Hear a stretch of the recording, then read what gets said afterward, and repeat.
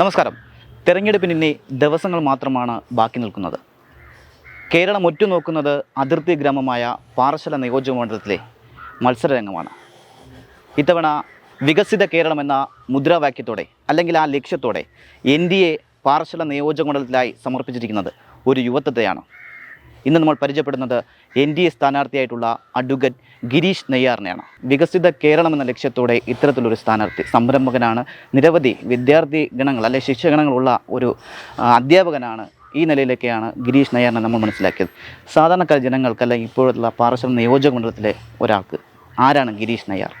വിദ്യാർത്ഥികളുടെ അധ്യാപകൻ അല്ലെങ്കിൽ ടാലൻ്റ് അക്കാഡമിയെക്കുറിച്ചൊക്കെ പറയുന്നതിന് മുമ്പ് തന്നെ ഇപ്പോൾ സൂചിപ്പിച്ചതുപോലെ ഗിരീഷ് നെയ്യാർ ആരാണെന്ന് അറിയണമെങ്കിൽ നമ്മൾ നമ്മുടെ ഏർലി ലൈഫ് എന്താണെന്ന് മനസ്സിലാക്കുക. അപ്പോൾ അതറിഞ്ഞാലാണ്, കള്ളിക്കാട് എന്ന് പറയുന്ന ഗ്രാമത്തിലാണ് ഞാൻ ജനിച്ചു വളർന്നത്. അവിടെ അത് പറയുകയാണെങ്കിൽ 6ാം സ്റ്റാൻഡേർഡിൽ വെച്ചിട്ട് അമ്മ മരിക്കുന്ന ഒരു സംഭവം. അമ്മ മരിച്ചു കഴിയുമ്പോൾ അറിയാമല്ലോ കുട്ടികളുടെ അവസ്ഥ എന്താണെന്ന്. അപ്പോൾ അതിനുശേഷം അച്ഛൻ വേറെ വിവാഹം കഴിച്ചു. പിന്നെ ഞാൻ അതിനെ തുടർന്ന് ഒരു 8ാം സ്റ്റാൻഡേർഡൊക്കെ ആയപ്പോഴത്തേക്ക് പഠനം പൂർണ്ണമായിട്ട് നിർത്തേണ്ട അവസ്ഥ വന്നു. അപ്പോൾ അതിനിടയിലൊക്കെ ജോലിക്കൊക്കെ പോകുമായിരുന്നു. പഠനം നിർത്തിക്കഴിഞ്ഞ് പിന്നെ കുറേ കാലം കഴിഞ്ഞ് പല ജോലികളും ഞാൻ ചെയ്തിട്ടുണ്ട്. ഞാൻ പലപ്പോഴായിട്ട് പറഞ്ഞിട്ടുണ്ട്, അതൊന്നും വീണ്ടും ആവർത്തിക്കുന്നില്ല. അപ്പോൾ പല ജോലികളായിട്ട് ചെയ്ത് ആണ് ഞാൻ ജീവിച്ചു വന്നത്. ആ സമയത്തൊക്കെ ഞാൻ യുവമോർച്ചയുടെ അവിടുത്തെ പഞ്ചായത്തിൻ്റെ ചുമതലയും അതുപോലെ തന്നെ അതിനുശേഷം അന്ന് നെയ്യാറ്റിൻകര നിയോജകമണ്ഡലം ഒറ്റ മണ്ഡലമായിരുന്നു. പിന്നീടാണ് നമുക്കത് ഡിവൈഡ് ചെയ്തത്. മണ്ഡലത്തിൻ്റെ ചുമതലകളൊക്കെ ആയിട്ട് ഒന്ന് സജീവ രാഷ്ട്രീയ പ്രവർത്തനമായിരുന്നു. അന്ന് രാവിലെ എണീക്കും, വെള്ള മുണ്ടും വെള്ള ഷർട്ടും ഇടും. ഇപ്പോഴത്തെ നമ്മുടെ പ്രവർത്തകരുടെ ഭൂരിഭാഗം പ്രവർത്തകരുടെ അവസ്ഥ അത് തന്നെയാണ്.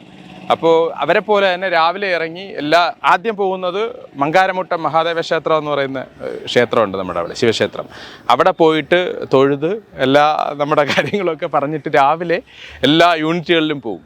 അതിൻ്റെ ഫലമായിട്ട് തന്നെ ഞാനൊരു പദയാത്ര, ഒരു സമര സന്ദേശ യാത്ര എന്ന് പറഞ്ഞിട്ട് ഞാൻ അപ്പോഴും പദയാത്ര നടത്തിയപ്പോഴത്തേക്ക് കള്ളിക്കാട് പഞ്ചായത്തിൽ ഇന്നും എല്ലാവർക്കും അത് തന്നെയാണ് എന്നെ എല്ലാവരും പാർട്ടിയിലുള്ള എല്ലാവരും ഓർത്തിരിക്കുന്നത്. അവിടെ കള്ളിക്കാടുള്ള ജനങ്ങളെല്ലാം എന്നെ ഓർത്തിരിക്കുന്നതും അതുകൊണ്ട് തന്നെയാണ്. അങ്ങനെയായിരുന്നു പ്രവർത്തനം. പിന്നെ അതിനുശേഷം ആണ് LLBക്ക് അഡ്മിഷൻ കിട്ടുന്നത്. LLBക്ക് പോയത് തന്നെ പാർട്ടി പ്രവർത്തനം ഉള്ളതുകൊണ്ടാണ്, രാഷ്ട്രീയം ഉള്ളതുകൊണ്ടാണ് LLBക്ക് പോയത്.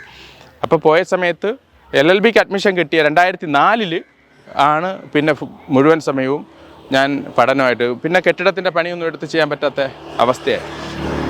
അപ്പോൾ LLBക്ക് അഡ്മിഷൻ കിട്ടിയപ്പോഴാണ് പിന്നെ PSC പഠനം, നമ്മുടെ സുഹൃത്തുക്കളുടെയൊക്കെ സ്വാധീനം എന്നെയും എന്ത് ചെയ്തു. അവിടെ ഇവരിരുന്ന് കമ്പൈൻ സ്റ്റഡി നടത്തുന്ന സമയത്ത് പലരും അങ്ങോട്ടും ഇങ്ങോട്ടും പറയും, ഇന്നയാളിനെ കിട്ടും, ഇന്നയാളിന് ബിജുവിന് കിട്ടും, കിഷോറിന് കിട്ടും എന്നൊക്കെ പറയുമല്ലോ. അപ്പോൾ ഞാൻ നോക്കുമ്പോൾ എൻ്റെ പേര് മാത്രം ആരും പറയുന്നില്ല. അത് എന്നെ സംബന്ധിച്ച് ഞാൻ ആലോചിച്ചു, എന്തുകൊണ്ട് ഇവരാരും എൻ്റെ പേര് പറയുന്നില്ല? കാരണം ഞാനന്ന് പ്രിപ്പയർ ചെയ്യുന്നില്ല, PSCക്കൊന്നും പ്രിപ്പയർ ചെയ്യുന്നില്ല. അന്ന് ഫുള്ള് രാഷ്ട്രീയം മാത്രമല്ലേ ഉള്ളൂ. രാഷ്ട്രീയത്തെക്കുറിച്ച് എന്ത് ചോദിച്ചാലും എന്ത് ചെയ്യും പറയും. അപ്പോൾ അങ്ങനെ ഒരു വാശിയുടെ പുറത്താണ് ഞാൻ എന്ത് ചെയ്തു, PSC പഠിക്കാൻ വേണ്ടി ആരംഭിച്ചത്. അപ്പോൾ ഒരു 2-3 മാസമേ ഉള്ളൂ.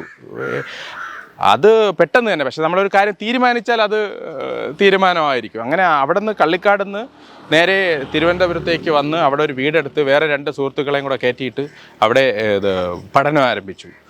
രാവും പകലും ഇല്ലാത്ത പഠനമായിരുന്നു. അങ്ങനെ അവസാനം ലിസ്റ്റ് വന്നപ്പോൾ ഇവർക്ക് ആർക്കും ഇല്ല.